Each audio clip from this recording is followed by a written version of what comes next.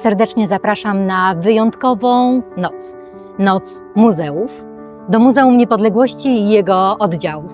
To będzie wyjątkowa noc, w której historia ożywa w szczególny sposób. Zapraszam.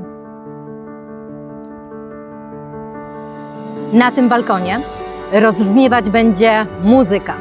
Bel canto w wielkim mieście, gdzie sztuka wychodzi z tradycyjnych sal operowych i pojawia się w przestrzeni miejskiej. Kiedy ostatnio byliście na spacerze przy świetle pochodni? Zwiedzaliście z latarkami? Oglądaliście Aleję Szucha po godzinie W?